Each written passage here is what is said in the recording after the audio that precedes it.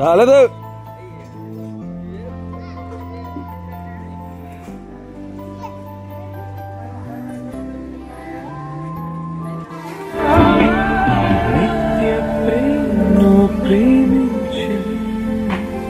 నిత్య ప్రేమతో నన్ను ప్రేమించు తల్లి ప్రేమ.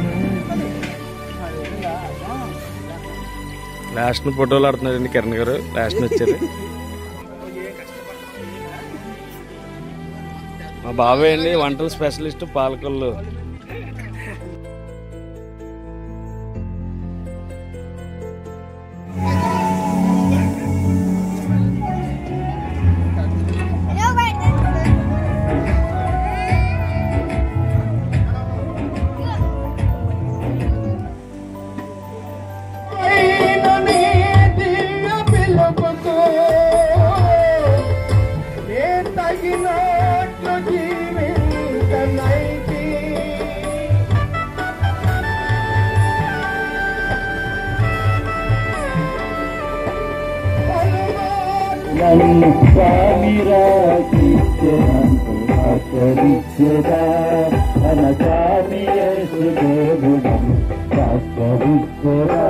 ప్రభా మనుషుని బట్టి ప్రభా అయా ఆనందం బట్టి కొందనాలు వారిద్దరిని ప్రేమించి ఇదిగో తండ్రి ఇద్దరు బిడ్డలను ఇచ్చావు. కుమార్తె విషయంలో నువ్వు చేసిన మేలును బట్టి ప్రభా నీ కుమార్తె సాక్ష్యం చెప్తూ వచ్చింది.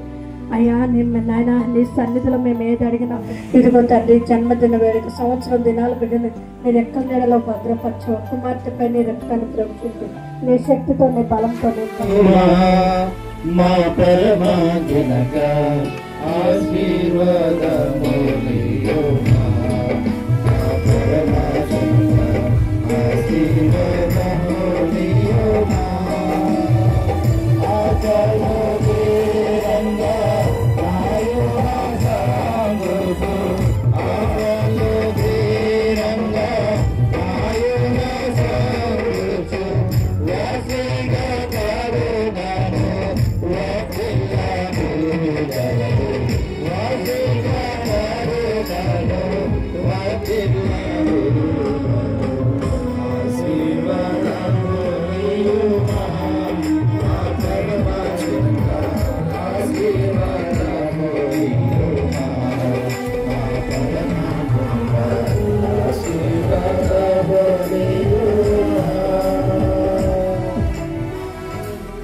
మన పరమ తండ్రి అయిన దేవుని యొక్క ప్రేమయు కుమారుని యేసుక్రీస్తు వారి యొక్క కృపయు పరిశుద్ధాత్మ యొక్క సహవాసం అందరికీ కలుగును గాక.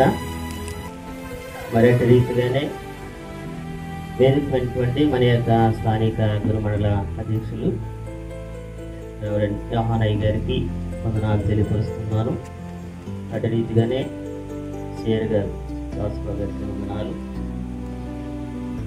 మరి అలాగే ఫస్ట్ సంజీవరావు గారికి వారికి కూడా వందనాలు తెలియపరుస్తున్నాం. మరి ఈస్ట్ గోదావరి జిల్లాలో పరిచర్య చేసినటువంటి స్త్రీలు అక్షిప్తులు రెవరెండ్ నవీన్ గారికి వందనాలు. అటు రీతిగానే మన యొక్క సంఘంలో అనేక సంవత్సరాలు సేవా పరిచయంలో కొనసాగినటువంటి సన్యాసి గారికి వందనాలు తెలియపరుస్తున్నాం. కుటుంబం సంబంధ బాంధవ్యం అదే రీతిగానే మా అందరికీ పరిస్థితులు బలవంతంలో మరి సిఆర్ గారు చేసినటువంటి శేఖరబాబు గారికి వందనాలు తెలియపరుస్తున్నా. అదే రీతిగానే ఇన్వైట్ చేసినటువంటి కుటుంబానికి చేరినటువంటి మీ అందరికీ పరమనేశ్వరందరికీ వందనాలండి. మరి యొక్క ప్రత్యేక సమయంలో ఈ రెండు కుటుంబాలు కూడా వాళ్ళు వారి కుటుంబం అలాగే సరేల వారి యొక్క కుటుంబం ఈరోజు చాలా సంతోషంగా ఉన్నటువంటి సమయం సందర్భం. మరి ఆనంద్ గారు మంజుష్ గారి యొక్క దాంపత్య జీవితంలో మొదటిసారిగా మరి కుమారుడు ఇచ్చారు. మరి కొద్ది సంవత్సరాలు ఎడమ కలిగినప్పటికీ వారి యొక్క ప్రార్థన దేవుని ఆలకించి మరి రెండవ సంతతిగా మరి దేవుడు కుమార్తెని అనుగ్రహించుకున్నారు. ఎందుకంటే వారు కోరుకున్నారు, వాడు దేవుడు ఇచ్చాడు, మరలా కుమార్తె కావాలని వారు ప్రార్థన చేశారు. ఎక్కువగా అందరూ కుమారులు కోరుకుంటారు. ఏదేమైనప్పటికీ దేవుడు మొదటి సంతతిగా కుమారుని ఇచ్చారు కాబట్టి మరి కుమార్తె కూడా కావాలి అనేటువంటి ఆలోచన కలిగి వారు ప్రార్థన చేస్తారు. సంఘ ప్రార్థన కావచ్చు, కుటుంబ ప్రార్థన కావచ్చు. దేవుడు ప్రార్థన ఆలకించాడు. తగిన రీతిగా అనుకూల సమయమందు వద్ద ఎడమ కలిగినప్పటికీ కూడా మరి ప్రతిఫలంగా మరి చక్కటి కుమార్తెను దేవుడు మరి యొక్క దాంపత్య జీవితంలో ఇచ్చాడు. ఈ గతించిన సంవత్సర కాలం అంతా దేవుడు కృపాక్షేమాలు అనుగ్రహించి మరి యొక్క నూతన సంవత్సరంలోనికి ఈ బిడ్డను ప్రవేశపెట్టాడు. దాన్ని జ్ఞాపకం చేసుకుంటూ దేవుని నామాన్ని మహింపరచడానికి, గణపరచడానికి మరి రీతిగా సావుకుల్ని, బంధువర్గాన్ని, సంఘాన్ని, బంధుమిత్రాదుల్ని మరి పిలిచి వారి యొక్క ఆనందాన్ని, సంతోషాన్ని మనతో పంచుకోవడానికి, దేవుని నామాన్ని మహింపరచడానికి మరి యొక్క ప్రార్థనా కూడికను ఏర్పాటు చేసి ఉన్నారు. ఏది ఏమైనప్పటికీ మరి 2 కుటుంబాలు, మరి సేవలో కొనసాగేటువంటి కుటుంబాలు, వాక్యాన్ని ఎరిగినటువంటి కుటుంబాలు, మరి అయినప్పటికీ మరి సమయ భావాన్ని బట్టి కొన్ని విషయాలు, ఎందుకంటే వేదిక మీద అనేక మంది సేవకులు మరి కుటుంబాన్ని, బిడ్డని ఆశీర్వదించాలి, జీవించాలి అని ఉద్దేశంతో వారి యొక్క పిలుపు మేరకు అనేక మంది సేవకులు రావడం అనేటువంటిది మరి చాలా సంతోషదాయకం. ఒక్కొక్కరుగా మరి ఉద్దేశించి వారి యొక్క శుభాల్ని అందించడై ఉన్నారు. మరి ఏదేమైనప్పటికీ మరి కుటుంబాల వాక్యం ఎరిగినటువంటి కుటుంబాలు అయినప్పటికీ ఒక మాట జ్ఞాపకం చేస్తాం. పరిశుద్ధ లేఖన భాగంలో మరి అనేక విషయాలు మరి పిల్లల్ని ఏ విధంగా పెంచాలో బాల్య దశ నుండి అనేక విషయాలు పరిశుద్ధ లేఖన భాగంలో మరి పొందుపరచబడి ఉన్నాయి. మనం వాటిని అనుదినం చదువుతూ ఉంటాం. ఆయా సందర్భాలలో వాటిని మనం వింటూ ఉంటాం. పైగా చదివించారు 3 లేఖన భాగాలు. వాటిలో ఒక మాట జ్ఞాపకం చేసుకుందాం. పౌలు భక్తుడు సంఘానికి రాస్తూ అంటాడు 6వ అధ్యాయం 4వ వచన భాగంలో చూసినట్లయితే, తండ్రులారా మీ పిల్లల ప్రభు యొక్క శిక్షలోను బోధలోను వారిని పెంచుడి. తండ్రులారా లేక తల్లిదండ్రులారా లేక కుటుంబ పెద్దలారా అని సంబోధిస్తూ మరి పిల్లలకి ఏమి నేర్పించాలి, ఏమి బోధించాలో ఇక్కడ మాట్లాడుతున్నారు. మీ పిల్లలకు కోపము రేపక ప్రభు యొక్క శిక్షలోను బోధలోను పెంచుడి. శిక్షలోను బోధలోను పెంచుడి. భౌతికంగా పిల్లలు ఏదైనా పొరపాటు చేస్తే వెంటనే తల్లిదండ్రులు ఏం చేస్తారు? మందలిస్తూ ఉంటారు, తీసుకుంటారు. కొన్ని కుటుంబాల్లో మనం ఆలోచన చేసినట్లయితే గారాబం పెడుతూ ఉంటారు. తప్పు చేసినా మందలించలేని తల్లిదండ్రులు అనేక మంది ఉన్నారు. చిన్నతనంలో అది మీకు ముద్దు కావచ్చేమో కానీ ఎదిగే కొద్దీ, అది మీరిన కొద్దీ అది పిల్లలకి కావచ్చు, పెద్దవారికి కావచ్చు, సంఘానికి కావచ్చు, సమాజానికి కావచ్చు, అది పెద్ద చేతికి నడిపిస్తారు. ప్రేమను వ్యక్తం చేయాలి, గారాబం ఉండొచ్చేమో కానీ అది ఎంతవరకు అంతవరకే. హద్దు మీరి గారాబం అనేటువంటిది పెట్టుకో.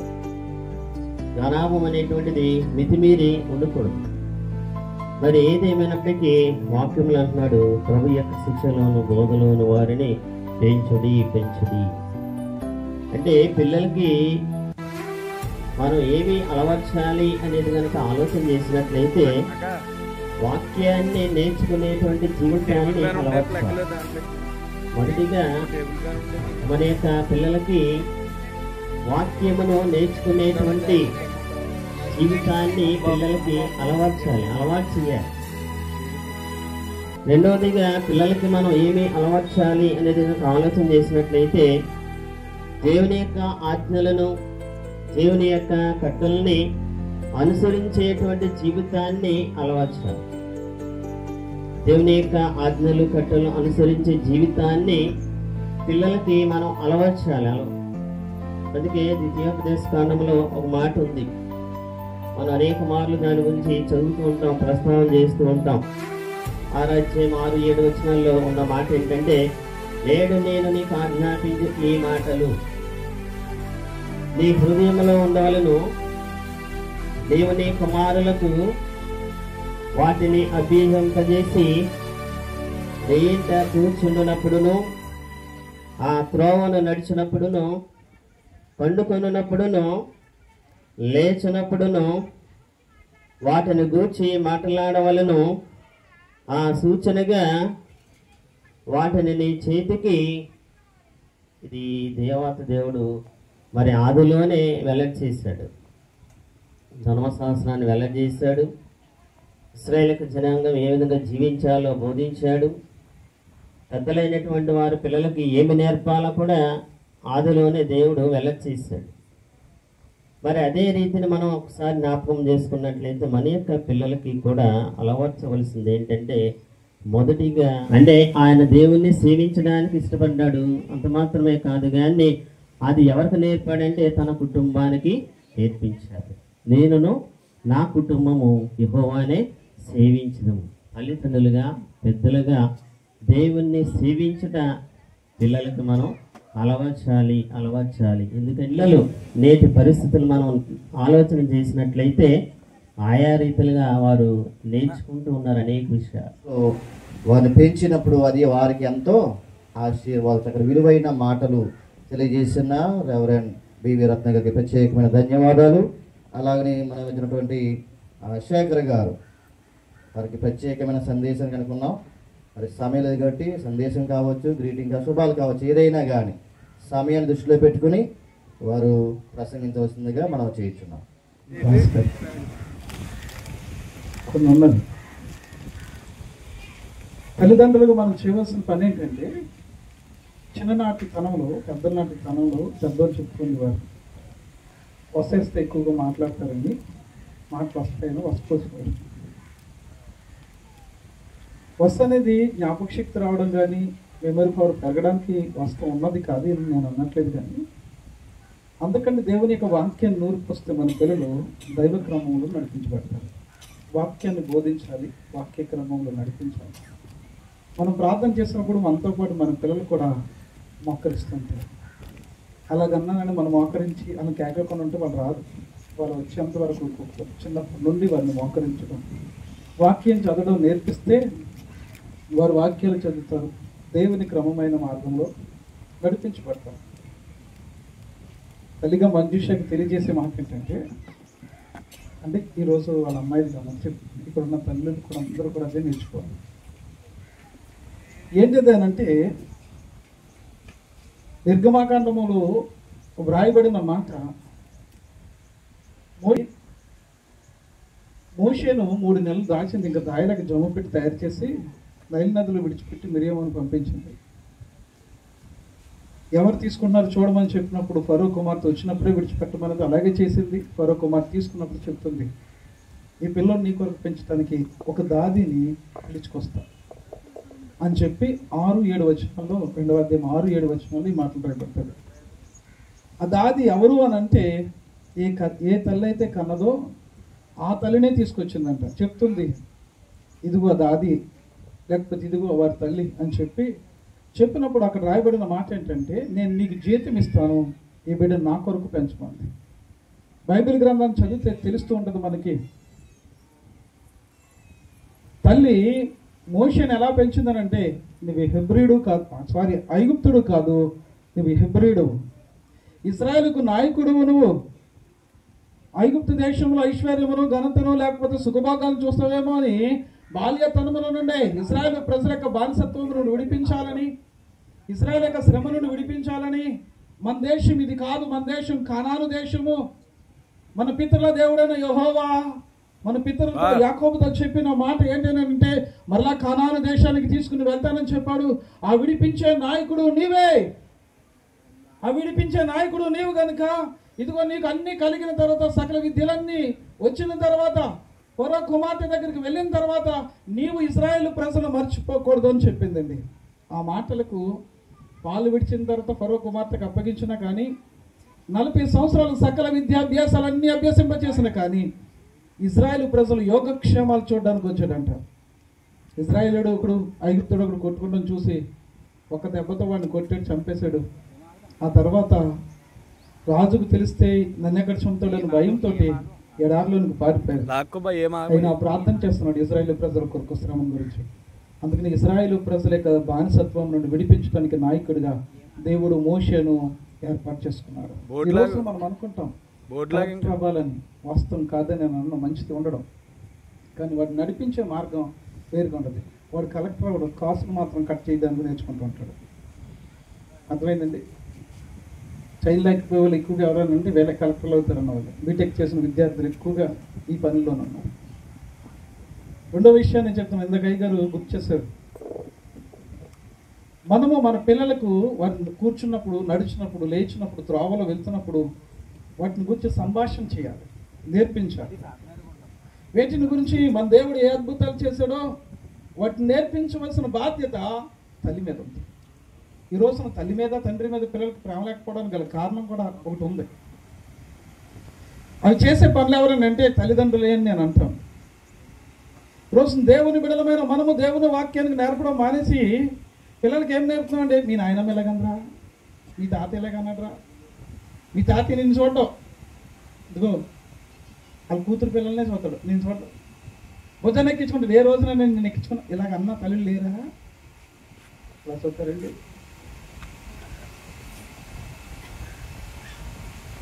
అక్కడితో ఆఖరి మరలా మీ నాన్న మమ్మల్ని చూడటం, మీ పెదనాన్న వాళ్ళని, మీ చిన్నాన్న వాళ్ళని, మీ మేనత్తని చూస్తాడు. కనీసం నీకేం తేడం, వీళ్ళు నాన్న అంటాడు, మళ్ళా మీ అమ్మ మన మీద ఉండదు, వాళ్ళ నాన్నల మీద, తమ్ముడుల మీద ఉంటాడు, మూడు ఉంటాడు.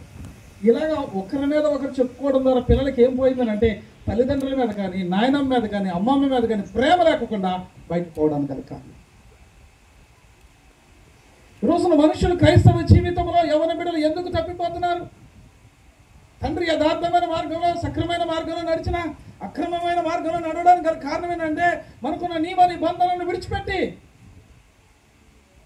సోమవారం నుండి శనివారం వరకు 6:30-7 గంటలకి బస్సు వస్తుందంటే, ఆటో వస్తుందనంటే తల్లుడు 5 గంటలకు లేచి క్యారేజీ రెడీ చేసి పిల్లలకు స్నానం చేపించి టిఫిన్ పెట్టి వారికి సుయేసి బట్టలు వేసి ఎక్కడి దాకా సెంటర్ దాకా తీసుకుని వెళ్ళి బస్సు ఎక్కించడానికి ఇష్టపడుతూ ఉంటాం. ఆదివారం వచ్చినప్పటికి ఏం ఆయిరోగం వస్తుందో అలాగన్నానే అనుకోవద్దు. పిల్లల్ని లేపడం వీళ్ళు ఎగరం. సండే స్కూల్ 8 గంటల కంటే 9 గంటలకి వెళ్ళి పంపిస్తారండి. వాళ్ళు వచ్చేసినప్పుడు వీళ్ళు వెళ్ళాలి. ఇదేనా క్రైస్తవం మీకు నేర్పింది? ఇదేనా మన సంఘంలో నేర్చుకునేది? మన పిల్లలు ఎందుకు తప్పిపోతున్నారు, మన పిల్లలు ఎందుకు పాడైపోతున్నారు అంటే, క్రమమైన మార్గం ఒకటి ఉంది. 7:30కు స్కూల్ అయితే 7:30కు పంపించే, 7:30కు బస్సు అయితే 7:30కు బస్సు ఎక్కిస్తున్నావే, 8:30కు సండే స్కూల్ అయితే నువ్వు ఎన్ని గంటలకు పంపిస్తున్నావు? సండే స్కూల్కి కొంతమంది తల్లులు ఏం చేస్తారంటే, వాడిని కానుకిచ్చి డ్రెస్ చేసి వెళ్ళిపోరంటారు. మరి వాడి బ్యాగ్ వెనకాల తగిలిస్తే స్కూల్ కూడా వాళ్ళు పంపించవచ్చు కదా. దేవుని సన్నిధి అంటే అంత నిర్లక్ష్యం ఏంటి తల్లికి తండ్రికి? దేవుని సన్నిధి అంటే అంత అశ్రద్ధ ఏంటి? దేవుని సన్నిధి అంటే శ్రద్ధ కలిగిన వ్యక్తులుగా ఉండాలి. అప్పుడే మనం అనుకున్నవన్నీ దేవుడు మనకి చేయగలిగిన వాడు. మోషే తల్లి ఏదైతే ఆశించిందో అది జరగడానికి గల కారణం ఏంటంటే, మోషేను ఆ రీతిగా నడిపించింది కనుక మోషే నిశ్చయంగా ఇజ్రాయేల్ని నడిపించాడు. ఈ రోజున మన పిల్లలు ఆ రీతిగా ఉండాలి అని ఆశపడితే ఖచ్చితంగా అది మీ పట్ల నెరవేర్చబడుతుంది. ఇప్పుడు మంజుషకు ఆనందకి కాదు నేను చెప్పేది, కూడిన మనం అందరం మన పిల్లలు తక్కువకుండా ఉండాలి అని అంటే అదొక నిదర్శనం. మా తల్లి మాకు రోజు పొద్దుట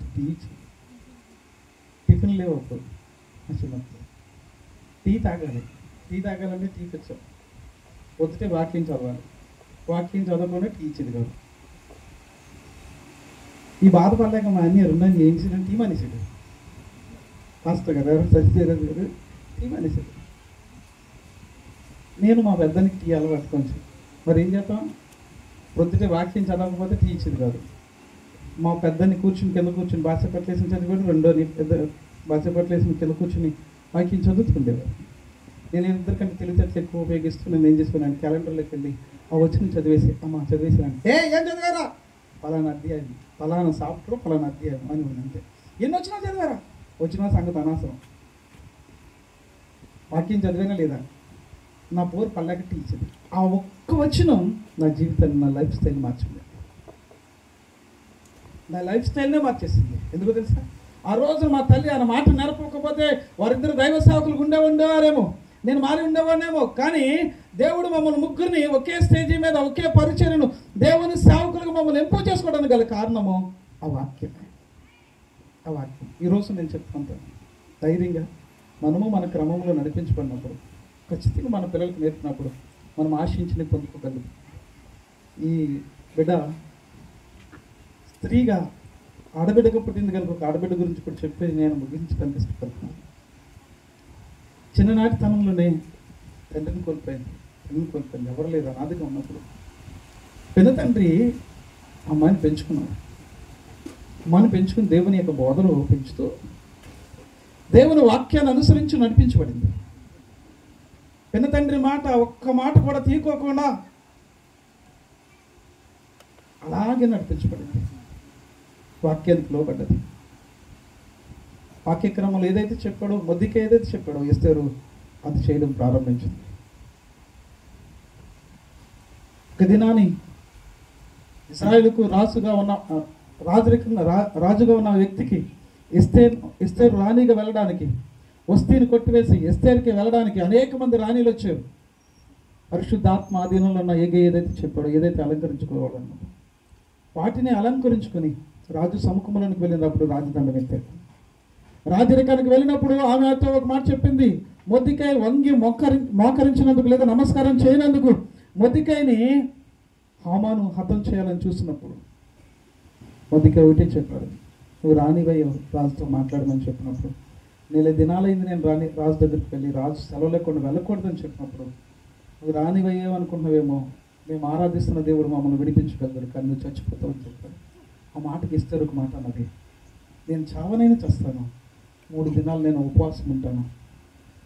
యూదులలో ఉన్న యూదులందరూ కూడా కలిసి 3 దినాలు ఉపవాసం ఉండవని ప్రార్థిస్తుంది. ఏ అనుభవం అయితే నేర్పుతామో, ఏ మాటలు అయితే నేర్పుతామో, ఏ విధానం అయితే నేర్పుతామో అదే విధానములో వారు నడిపించబడతారు. స్తోత్రం కలుగును గాక. అర్థమైందండి. చిన్నప్పుడు మన క్రిస్మస్కి ఏం చేస్తున్నామంటే క్రిస్టియన్ సాంగ్ ఎట్టి పాటలు పెట్టిస్తున్నాం. అదే పెళ్లిలోనికి వచ్చిన తర్వాత బ్యాండ్ డబ్బా వేసేటప్పుడు అక్కడ కూడా డ్యాన్స్ చేయించేస్తున్నాం. వాళ్ళు పెళ్ళి అయిన తర్వాత కూడా మా అంతలా 69 సంవత్సరాల ముసలమ్మ ఎకరా బండి అయినా బుల్లెట్ బండి ఎకరాన్ని డ్యాన్స్ చేసింది. మరి ఇంకేం ఎక్కుతాం, మరి పరలోక రాజ్యం ఎక్కడికి వెళ్తాం? మరి అర్థం చేసుకోండి. ఎస్తేరు ఏం చేసింది అని అంటే తండ్రి ఏదైతే చెప్పారో ఆ మాటకు లోపడ్డది. ఇశ్రాయేలు ప్రజలు శ్రమ నుండి 14 తారీఖు చనిపోవాల్సిన అందరినీ విడిపించడానికి గల కారణమైంది. ఈరోజు నేను అంటాను, ఒక శ్రమలో నుండి, ఒక బానిస బ్రతుకులో నుండి, ఒక పాపముల నుండి, శాపముల నుండి విడిపించబడిన వ్యక్తిగా మార్చబడాలంటే మనం ప్రార్థన చేయాలి, మన పిల్లలతో ప్రార్థన చేయించాలి. మన పిల్లలు ఒక ప్రవక్తినిగా ఉండాలని ఆశపడినప్పుడు మనం ప్రార్థన చేసినప్పుడు అట్టి అభిషేకం, మన మీద ఉన్న అభిషేకం వారి మీద క్రియ చేస్తుంది. బాలుడిగా ఉండగానే క్రియ చేస్తుంది. బాలుడైన సమయాలు అన్న ప్రార్థన చేసింది కనుకనే బాలుడైన సమయాలు దేవుని సన్నిధిలో, దేవుని సముఖంలో మొక్కాడు. దేవుని వాక్కు సమయాలకు ప్రత్యక్షమైన ఈరోజు మీతో, నాతో, మనందరితో దేవుడు మాట్లాడడానికి ఇష్టపడుతున్నాడు. వాక్కును వినడానికి దేవుని క్రమమైన మార్గంలో నడిపించండి. సండే స్కూల్ పంపించండి, సండే స్కూల్ క్రమంలో నడిపించండి. నడిపించడం ఖచ్చితంగా వారు ఏమవరనంటే లోక సంబంధమైన విద్య దేవుని దృష్టికి వెళ్తాను, కానీ సండే స్కూల్కి పంపించినప్పుడు ఆత్మ సంబంధమైన మాటలు నేర్చుకుంటారు, ఆత్మ సంబంధం గర్దెళ్తారు. చిన్న కథ చెప్పి నేను ముగిస్తాను. ఐగర్ ఏమంటుంది కదా, సండే స్కూల్కి ప్రతిరోజు క్రమంగా వెళ్ళే కదా ఈ కార్పొరేట్ స్కూల్లో వచ్చినాయి కదా, అందులో జాయిన్ అయిన తర్వాత అందరూ ఒక రోజుని ఓ ఫంక్షన్ ఉంటే అందరూ కథలు చెప్పమంటే చెప్తున్నారంట. అందరూ ఈ పిల్ల ఇశ్రాయేలు యొక్క ప్రజలు బానిసత్వం నుండి చెప్పుకుంటూ వచ్చి ఎర్ర సముద్రం దగ్గరికి వచ్చిన దగ్గరికి చెప్పిందంట, మా దేవుడు ఎర్ర సముద్రంను బాయిల్ చేసి 6 నేల మీద ఇశ్రాయేలు ప్రజల్ని చంపేసింది. అదే సముద్రంలో ఐగుప్తులందరినీ కూడా హతం చేశారని చెప్పారు. ఆ టీచర్ అన్నదంట, తెచ్చదన్నా నీకు చెప్పిన తప్పు చెప్పారు. ఆ ఎర్ర సముద్రం మోకాల్లో నీళ్ళు మాత్రమే ఉన్నదన్నదంట. అందుకని ఇశ్రాయేలు ప్రజలు ఏం చేశారనంటే 6 నేల మీద నడిచి వెళ్ళిపోయారు. 6 నేల మీద అన్నింటిలో నడిచి వెళ్ళిపోయారు అన్నదంట. ఏమన్నదంట, టీచర్ గారండి ఆ మోకాళ్ళ లోతు నీటిలోనే ఇశ్రాయేలు ప్రజలు నడిచి వెళ్ళిపోయారు. కానీ ఆ మోకాళ్ళ లోతు నీటిలోనే శత్రు సైన్యాన్ని, ఐగుప్తు సైన్యాన్ని ఏం చేసిందనంటే మా దేవుడు హతమార్చాడని చెప్పిందంట. స్తోత్రం కలుగును గాక. అంటే ఎంత జ్ఞానం ఇచ్చడం బడుకు సండే స్కూల్ పంపిస్తే ఇలాంటి జ్ఞానం వస్తుంది. చదువులో ప్రయోజకులు అవుతారు, ఆత్మీయంగా వర్ధిల్లుతారు. చదువుకోవద్దని నేను చెప్పట్లేదు, ధనికులుగా ఉండొద్దని నేను చెప్పట్లేదు, కానీ పరలోక రాజ్యానికి ఒక పౌరసత్వం కలిగిన వ్యక్తులకు మన బిడ్డలు పెంచండి. పరలోకం చనిపోతే పరలోకం వెళ్ళాలని చిన్నతనం నుండి నేర్పించడానికి ఇష్టపడదాం. అందుకని బాలుడు నడవలసిన త్రావేదనంటే క్రమమైన మార్గంలోనికి. సండే స్కూల్కి వెళ్ళినప్పుడు వారు ముందులోనికి ఇంకా దేవుని మందిరానికి వెళ్తారు, అటు ఇటు వెళ్ళిపోరు, దేవుని మందిరంలోకి వెళ్తారు. అలాగే తల్లిదండ్రులను గౌరవిస్తారు, తాతామామలను గౌరవిస్తారు, దేవుని పరిచారికులైన దైవ సేవకులు కూడా గౌరవిస్తారు. ఎంత మందిలో ఉన్నా కానీ, ఎక్కడున్నా కానీ వారు ఏం చేస్తారనంటే ముందు వందనాలు చెప్పే లక్షణాలు పెడుతూ ఉంటారు. 10 మంది ఉంటారు యవనస్తులు, 10 మంది ఉంటారు పెద్దవారు. పాస్టర్ గారు వస్తున్నారని అంటే ఏం తెలియకుండా ఇటు సైడ్ చూసి వాళ్ళు ఇటు సైడ్ తిరిగిపోతారు. ఇది మంచి పద్ధతి కాదు. అది మన పిల్లలకి నేర్పించాలి. మన పిల్లలు క్రమమైన పద్ధతిలో నేర్పించాలి. నువ్వు కాలేజీకి వెళ్ళు, లేకపోతే ఏ ఉద్యోగం చేయి, ఎంతటి ఉద్యోగంలో కలెక్టర్గా ఉన్నా కానీ మీ పాస్టర్ గారు మీ దగ్గరకు వచ్చేటప్పటికి నీ సీట్లోంచి లేచి నమస్కారం చేయడం నేర్పించాలి. చిన్నప్పుడు అది నేర్పిస్తే ఏ పరిస్థితిలో ఉన్నవారు అక్కడి నుండి లెగిస్తారు. ఏ పరిస్థితిలో ఉన్న అక్కడ నుండి లెగిచి నమస్కారం, వందనాలు చెప్పే లక్షణాలు వస్తాయి. అందుకును మొదట తల్లిదండ్రులుగా మన పిల్లలకి మాటలు నేర్పి నడిపించడం మంచిదని చెప్తున్నాను. అప్పుడు వారికి ఏమి ఇస్తాడనంటే దీర్ఘాయుష్ని ఇస్తాడు. సామెతలు రాసిన గ్రంథం 9వ అధ్యాయం 11వ వచనంలో చెప్పినట్లుగా ఏమన్నానంటే దీర్ఘాయుష్తో నేను తృప్తిపరుస్తున్నాను. దేంతో తృప్తిపరుస్తాడు? సదాకాలం నిలిచి దీర్ఘాయుషు ఈ బిడ్డకు కలగాలని ఆనందను, అలాగే మంజుషను దేవుడు దీవించి ఇంకా వర్ధలు చేయాలని చిన్నాన్నను వదులకు ప్రత్యేకమైన వందనాలు. అలాగే సంజయ్ రావు గారికి, చిట్టకు కూడా ప్రత్యేకమైన వందనాలు. కూడి వచ్చిన మీ అందరికీ నాకు ఇటు సమయం ఇచ్చిన దేవరాజు యోహానయ్య గారికి వందనాలు. అవసరమైన సత్యాన్ని తెలియజేసిన శేఖర్ గారికి ప్రత్యేక వందనాలు. లోక సంబంధమైన జ్ఞానము, దైవ సంబంధమైన జ్ఞానం. మనకి బాగా తెలిసింది పెరుగుతో పాలు తోడు వేయడం. పాలు ఎంత శ్రేష్టమైన, అది ఏ పాలైనా దాంట్లో గోరెడు ఏం కావాలండి? తోడు కావాలి. ఆ తోడు లేకుండా పాలు ఎంత మాత్రం కూడా పెరుగుగా మారవు. కాబట్టి లోక సంబంధం ఎంత జ్ఞానము సంపాదించినా దైవ జ్ఞానము దానికి తోడుగా ఉంటేనే ఆ జీవితము శ్రేష్టముగా, మధురముగా, ఆశీర్వాదకరంగా ఉంటుంది అనే చక్కని విషయాలు తెలియజేసినటువంటి శేఖర్ గారికి ప్రత్యేక వందనములు. నా తోడు నీవై ఉండి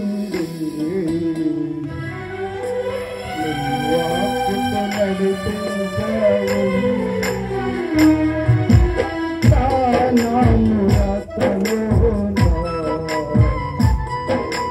కాపరివై నన్ను కాచావు. నా తోడు నీవై ఉండి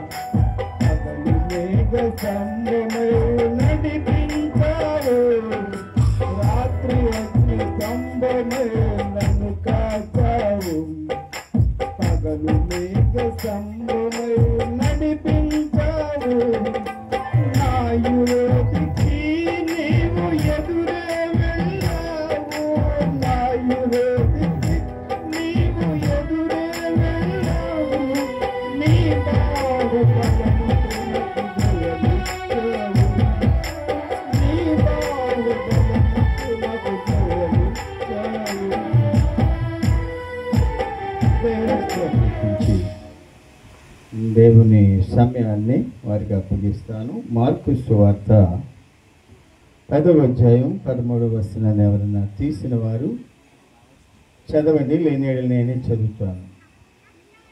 తమ చిన్న బిడ్డలను ముట్టవలనని కొందరు ఆయన యొద్దకు తీసుకుని వచ్చింది.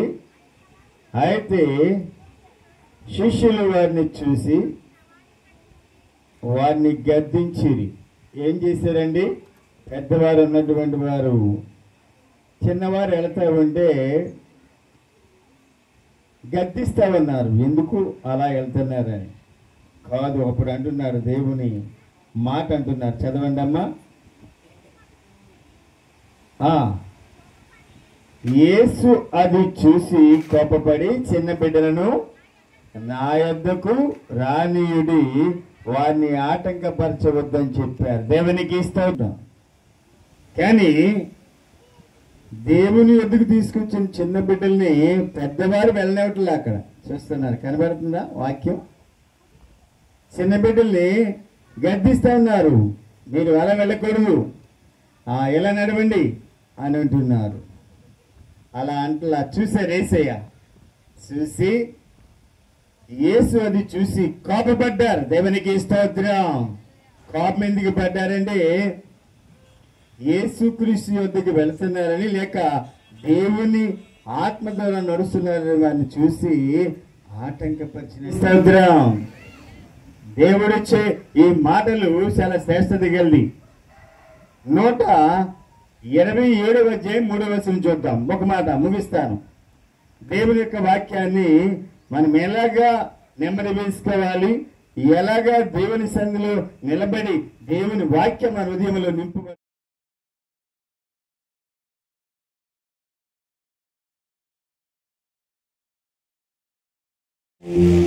విడువక ఎడబాయక నిరంతరము కాయచు కాపాడుచు నమ్మకన్న తండ్రి, నీ శ్రేష్టమైన పాదములకు లెక్కలేని స్థితులు స్తోత్రాలు చెల్లిస్తూ ఉన్నాం.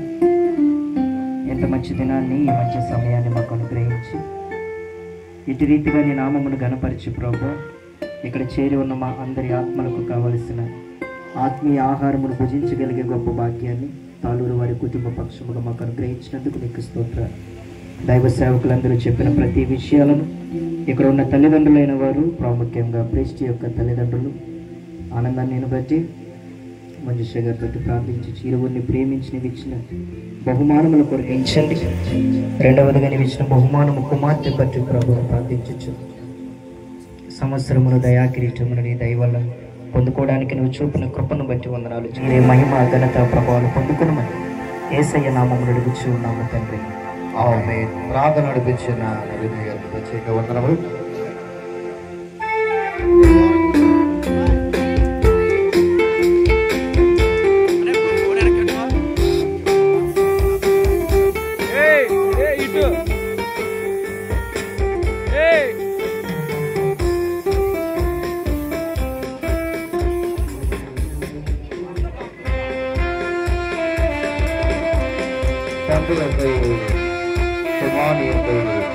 పరిశుద్ధాత్మ ఈ ఆశీర్వాదాలను చేస్తున్నారు.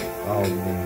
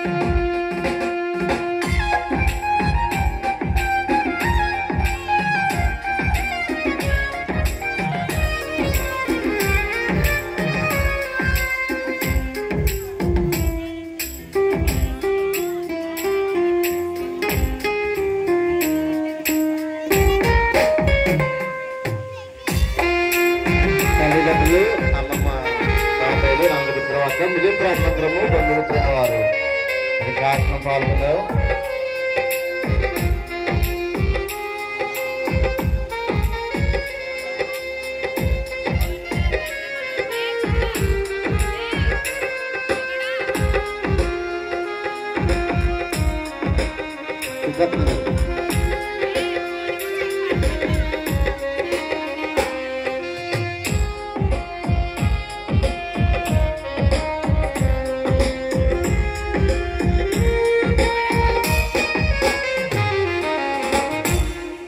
నీవు చేసిన మేలకు నీవు చూపిన కృపలకు నీవు చేసిన మేలకు నీవు చూపిన కృపలకు వందనం యేసయ్యా వందనం యేసయ్యా వందనం యేసయ్యా వందనం యేసయ్యా వందనం యేసయ్యా వందనం యేసయ్యా వందనం యేసయ్యా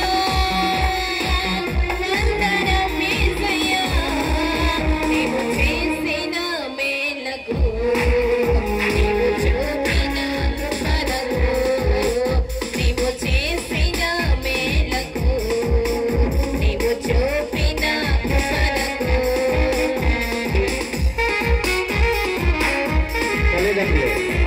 ఎంతగానో దీవించావు అంచెలంచెలుగా హెచ్చించి మమ్మెంతగానో ప్రేమించావు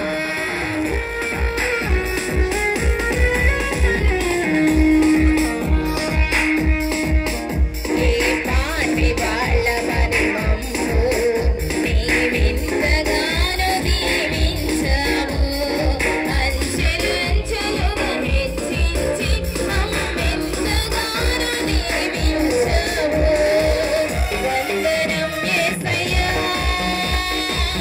వందనం యేసయ్యా వందనం యేసయ్యా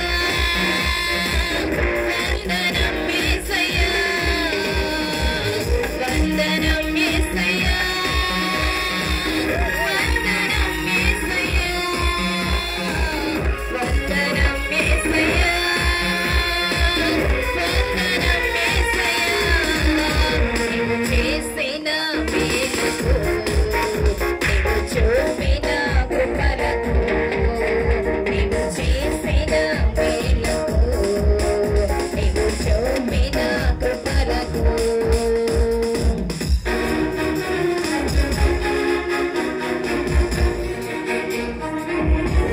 జాగ్రత్త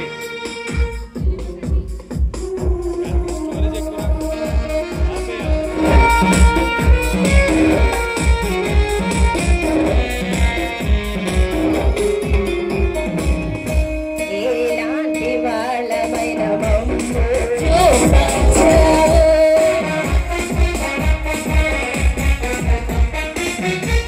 ఏ పాటి వాళ్ళమని మమ్ము వందనం యేసయ్యా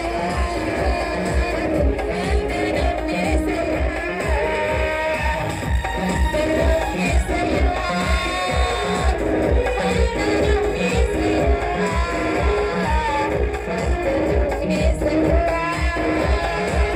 వందనం యేసయ్యా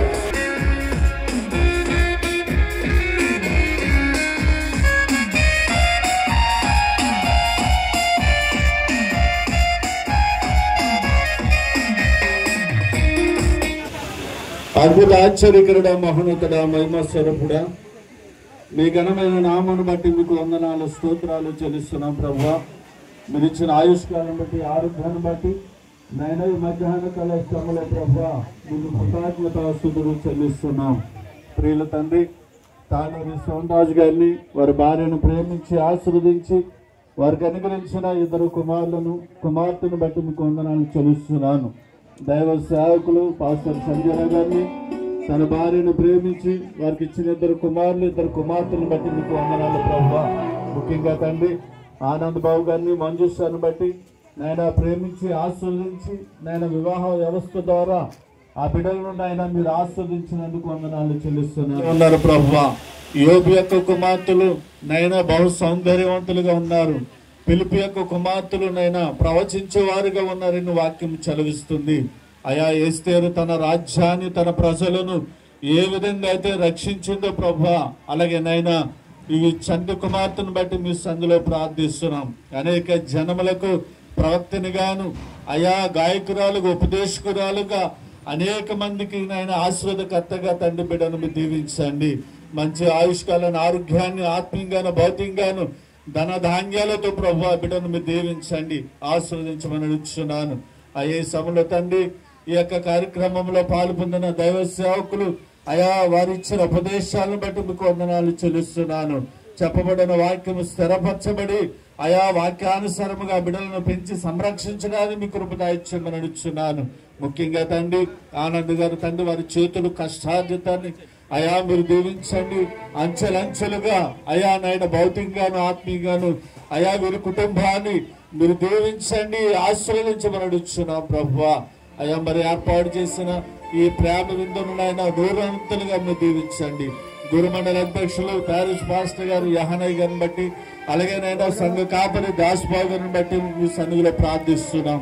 ఈ కార్యక్రమంలో పాల్పొందిన ప్రతి ఒక్కరిని పేరు పేరు చొప్పున మీరు దీవించి ఆస్వాదించి సమస్త మహిమ ఘనత ప్రభావాలు మీరు పొందమని మా ప్రభువుని యేసుక్రీస్తు నామమున అడుగుచున్నాం తండ్రి. ఆమేన్. పరలోకమందున్న మా తండ్రి, నీ నామము పరిశుద్ధపరచబడును గాక, నీ రాజ్యం వచ్చును గాక, నీ చిత్తం పరలోకమందు నెరవేరునట్లు భూమి మీద నెరవేరును గాక. వాడిన ఆహారం దయచేయండి, వాళ్ళ అపరాధం చేసిన వారిని మేము క్షమించిన ప్రకారం మమ్మల్ని శోధనతో దుష్టి తప్పించము. రాజ్యము శక్తి మహిమ నిరంతరంగా ఉంటుంది. ఆమేన్. మన పరమ తండ్రి దేవుడి యొక్క ప్రేమయు కుమారుడు సర్వశక్తిమంతుడు ఆశీర్వాదకత యేసుక్రీస్తు వారి యొక్క కృపయు పరిశుద్ధాత్మిక నిత్య సహవాసము కాపుదల భద్రత ఈ యొక్క ప్రత్యేకమైన దినములు నూతన దయాకృత లంకటువంటి చిరంజీవి ప్రెస్టీ జాబ్నగర్ను అలాగే వారి తండ్రులు ఆనంద్ గారికి మంజుష గారికి వారి యొక్క పెద్దమ్మలకు పెదనాలకు అమ్మమ్మల తాతయ్యలకు నాన్నమ్మల తాతయ్యలకు ఇప్పుడు అందరికి నిత్యము అనుగ్రహించి నడిపించును గాక.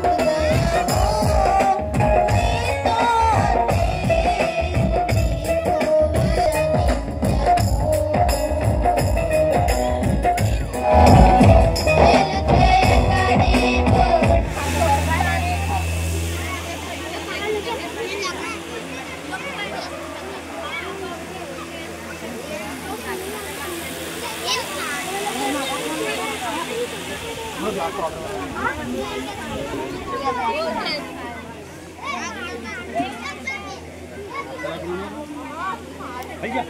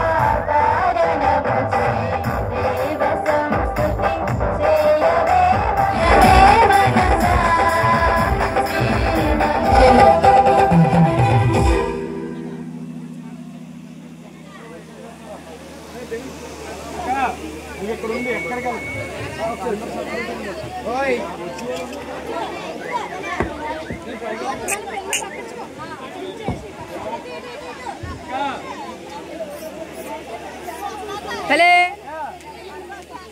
అన్న నిన్నే చూస్తున్నాను.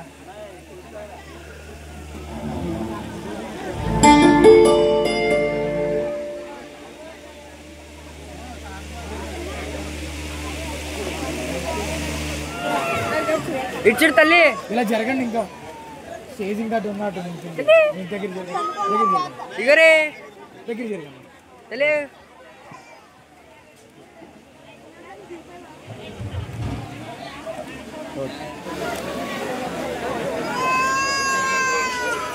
ఇలా వాళ్ళు చెప్తున్నారు. అది కొంచెం ఇటు చెప్పండి. అంత ఎలా ఉండండి. ఓయ్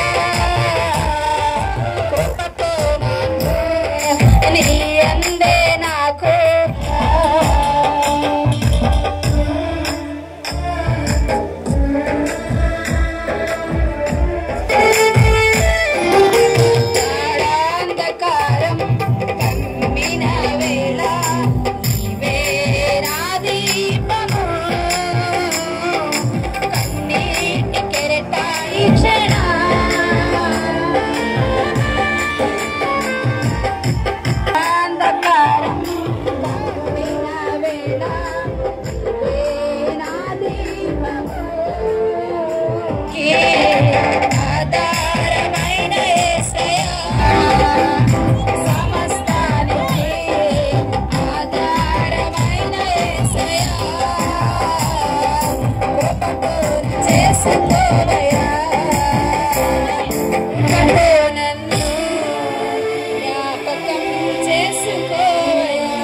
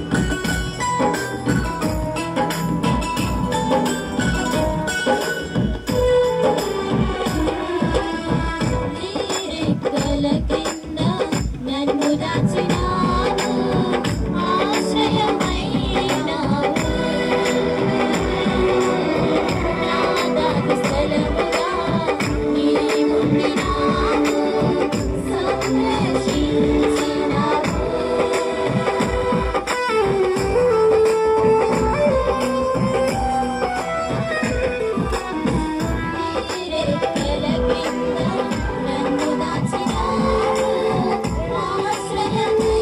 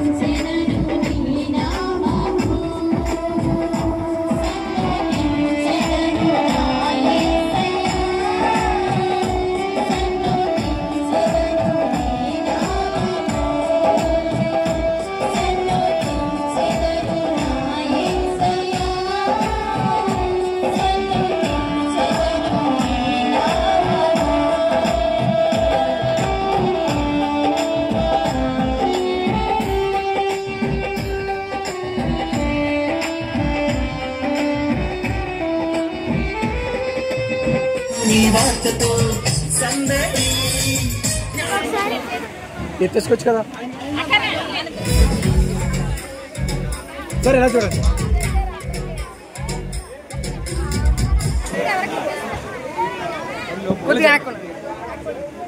వెనక్కున్నాండి సార్ ఎదరికొచ్చి పాప చూస్తుంది మీరు చూడండి ఓకే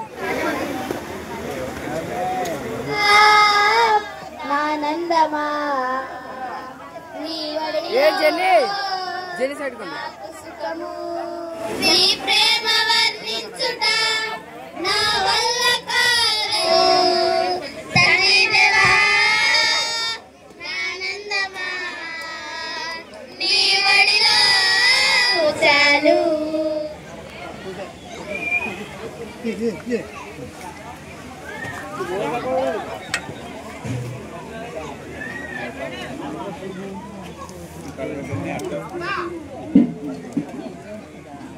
తలే ఇటు సార్ ఎలా చూడండి సార్ ఓకే రెడీ ఎలా చూడండి ఎలా చూడండి ఏముండదు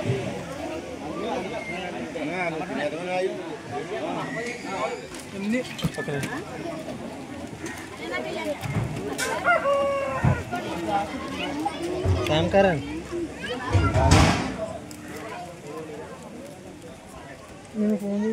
ఓకే ఎలా చూడండి సార్ ఎలా చూడండి మేడం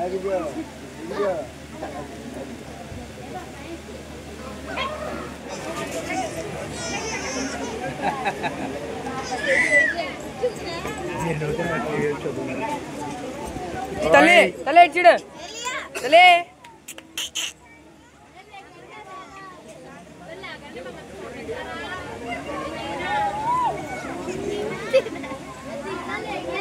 అనే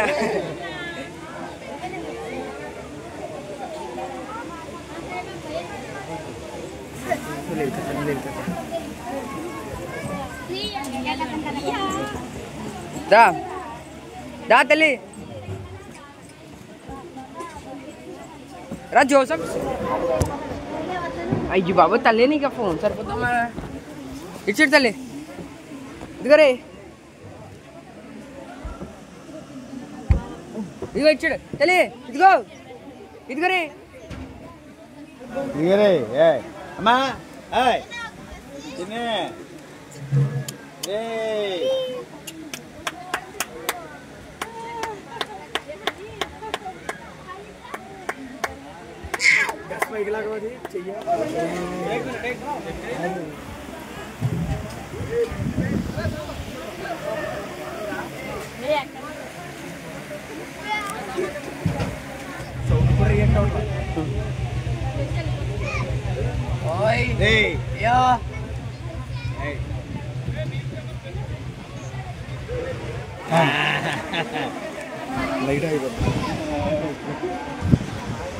తల్లి తల్లి కొట్టే కొట్టే కొట్టే ఇక ఫోన్ దాన్ని పట్టుకు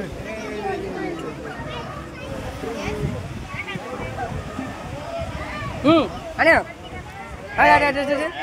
నువ్వు చేత చేతులు తీసే చేతులు తీసే చేతులు తీసే చేతులు తీసే కదా వదిలే వదిలే వదిలే పడలే వదిలే వదిలే తాత తలే రే రే నువ్వు లేకరా లేకరా తమ్ముడు తలే తలే ఇదిగో ఇదిగో రే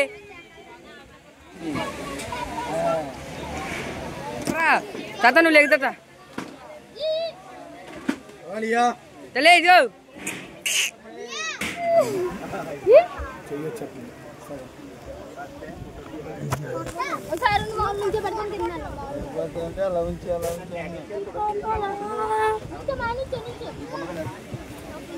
అనుకోద్ది అనుకున్నానే ఉండగా నాకు భయం లేదు లేదు అని ఒకసారి నేను అనుకున్నాను అనే నువ్వు చేయి తీసి ఏడ్చిడి తల్లి హైట్ గురితో కెమెరా దగ్గర ఆడుతూ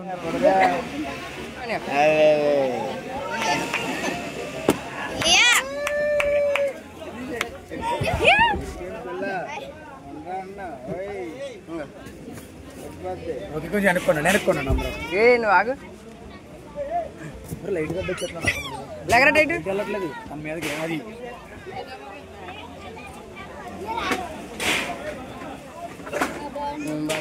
చలే ఏ ఇదిగరే లేకరా క్రిస్టి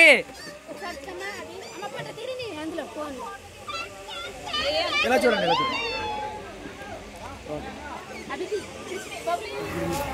నేను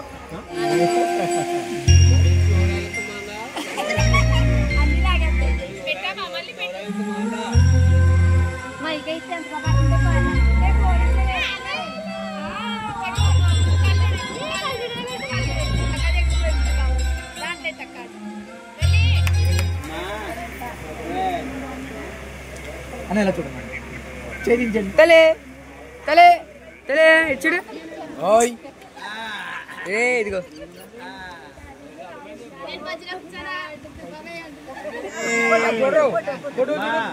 తలే ఇలా చూడండి మీరు చూడండి గురుగారు మీరు చూడండి పిలుస్తారు ఎవరొకళ్ళు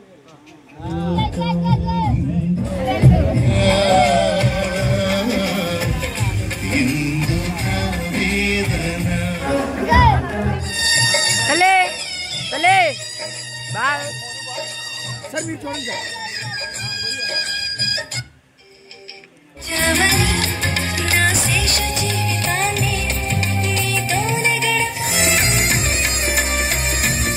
సార్ మీరు ఇలా జరగండి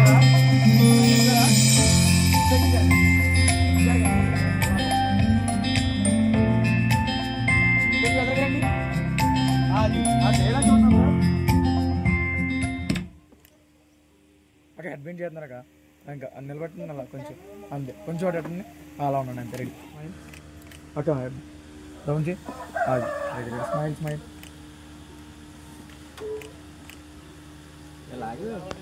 ఓకే ఓకే ఇలా చూడండి ఓకే